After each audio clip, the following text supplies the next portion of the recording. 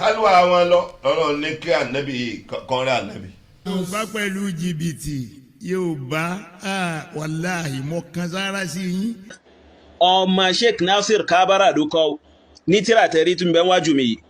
so al-madaihu an-nabawiyya fi shi'ri Sheikh Muhammadin an-Nasir oni amma munasabatu al-qasida aw as-sabab alladhi min ajlihi nuzimat ipe ìdí tí wọ́n fi kọ orin yìí faraji'un ila ru'yatin mufzi'a ra'a ash-shaykh ó ń ṣẹ́rí padà lọ síbi àlá kan tó burú àlá kan tó dẹ́rù bẹ́ni ay ru'yatun mufzi'atun mukhawwifatun àlá kan tó dẹ́rù bẹ́ni tó já sí wípé Sheikh Nasir Kabara la gbọ́mi dáadáa. sallallahu alayhi wa sallam.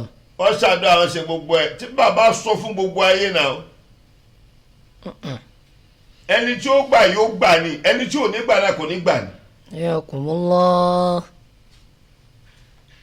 ṣùgbọ́n wọ́n á nílé jáde dáná fẹ́ jáde kó lọ́dọ̀ àwọn ìmọ̀lẹ̀ yẹn táwọn rí i pé eléyìí ò ṣe filẹ̀. ọmọ ilé Sheikh Nasir Kabara gẹ́gẹ́ ní sọ ìdí tí bàbá wọn fi kọrin yìí ipe amma munasabatul qasida aw as-sababu alladhi min ajlihi nuzimat ipe ìdí tí wọ́n fi kọrin yìí faraji'un ila ru'yatin mufzi'atin ra'aha ash-shaykh so ó ń padà sí bí àlá kan tó já sí wípé ó dẹ́rù bẹni tí Sheikh Nasir Kabara la oye yaqulu innahu ra'a fima yara'u an-nahim ipe Sheikh Nasir Kabara ń sọ ipe àwọn lálàá ní irú ètò já sí wípé ẹni tó bá sùn máa ń ṣe kí ni ìmọ̀ ńlá. kálúwà wọn lọ́rọ̀ ní kí ànábì kọrin ànábì. أن الحريق قد عم الدنيا àwọn lálàá pé iná ó ṣe kí ni iná tí ń jó fèrèfèrè ó ti kárí gbogbo ayé that is iná ń jó gbogbo ayé فلم يبق مكان في السماء إلا والنار تلتهب فيه ayé kan ò wá ṣẹ́kù ní sánmà àfi kó já sí pé iná ń jó fèrèfèrè ń bẹ. oye ó wá ní فأخذ يتجول ويتردد وينادي بأعلى صوته ipe Sheikh Kabara wá sọ pé òun òye òun ògbò lẹ́ni tó já sí wípé òun yí káàkiri òun sì ń pariwo òun sì ń pèpè pẹ̀lú ohun tó ṣe kíni tó láùdì gan tóun sọ pé ya Rasulallahi khudh biyadi ya Rasulallahi khudh biyadi ya Rasulallahi khudh biyadi. ní jáde dáná fẹ́ jáde kó lọ́dọ̀ àwọn ìmọ̀lẹ̀ yẹn táwọn rí i pé eléyìí ò ṣe filẹ̀ làwọn wá fi wọ́n ní kàkà kọ́sí tí ṣé wọ́n múra ẹ̀ lọ ọbẹ̀ tẹ́lẹ̀ ni wọ́n ló ń wá ni. Allah. ilhamiya ó ń wá ni. ahyakumullah. ya Rasulallah. ya Rasulallah. eré òjíṣẹ́ Ọlọ́run má fi mí lẹ̀ má lọ. khudh biyadi. débò orun burúkú lọ máa sùn yóò sùn kalẹ̀ ní bí àpò ẹ̀wà. ẹkùnrin àlẹ́bí rírí ẹ tí mo rí ẹ ìmọ̀lẹ̀ ti kún mi má lọ dákun. khudh biyadi. ọwọ́ èmi Nasiru rẹ gba ọwọ́ mi.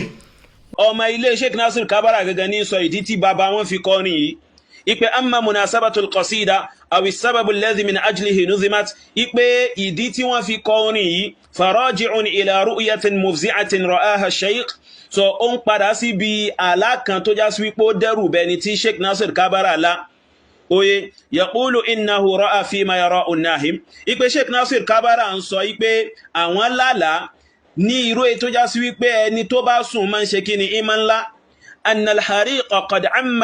أن الحريق قد عم الدنيا àwọn lálàá pé iná ó ṣe kí ni iná tí ń jó fèrèfèrè ó ti kárí gbogbo ayé that is iná ń jó gbogbo ayé فلم يبق مكان في السماء إلا والنار تلتهب فيه ayé kan ò wá ṣẹ́kù ní sánmà àfi kó já sí wípé iná ń jó fèrèfèrè ń bẹ.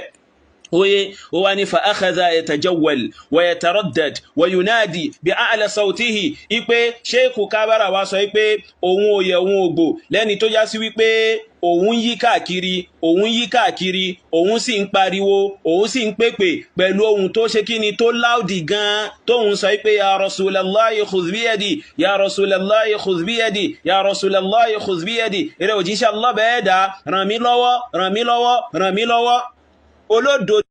وتداركني فأنت أبي. tadarakini gbogbo ibi tó bá lọ mímí náà débẹ̀. فأنت gbogbo bí ọba wọ̀ mímí náà wọbẹ̀. وتداركني فأنت gbogbo بي bí tọ́lọ̀ bá kádàrá pé rí ànábì náà fẹ́ dé mú mi débẹ̀.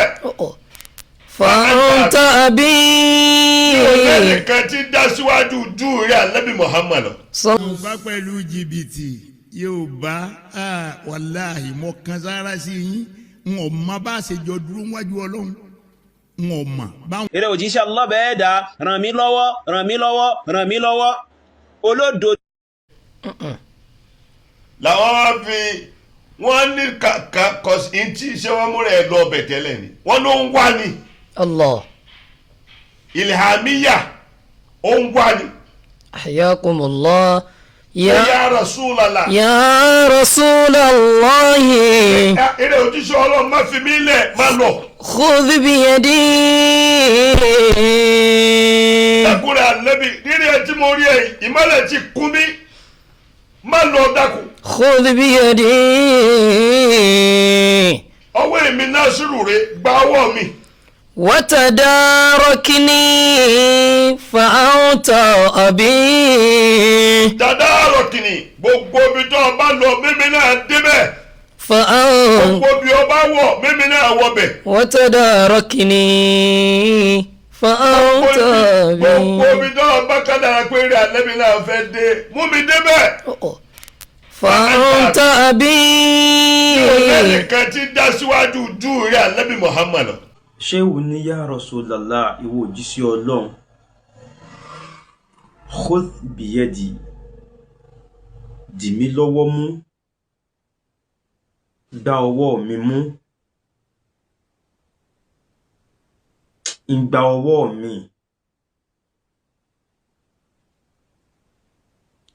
watadarakni kó wá súnmọ́ mi mú mi súnmọ́ ara ẹ̀ múra ẹ̀ súnmọ́ mi.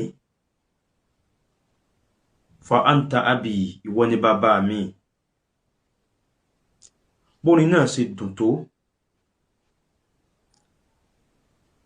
láti bẹ̀rẹ̀ tó fi débi fa anta abi yẹn. Fa anta abi yẹn ló jẹ́ kórin yẹn ó wọ́. Ẹ má wá túmọ̀ kankan fún ma. Pé tí wọ́n gbà lérò rèé. Abu ni abu ń jẹ́. Ìwọ la síwájú mi. Wọ́n ní operation dodge ẹ nìyẹn fa anta abi wọn bàbá mi n tó wá jẹ́ kí ìwọ ni bàbá mi yẹn ó jẹ́ ìtakò ní wípé al-Qur'anu ní ma kana Muhammadun aba ahadin min rijalikum ma kana Muhammadu aba ahadin min rijalikum Muhammad yìí sí bàbá ẹnikẹ́ni nínú yín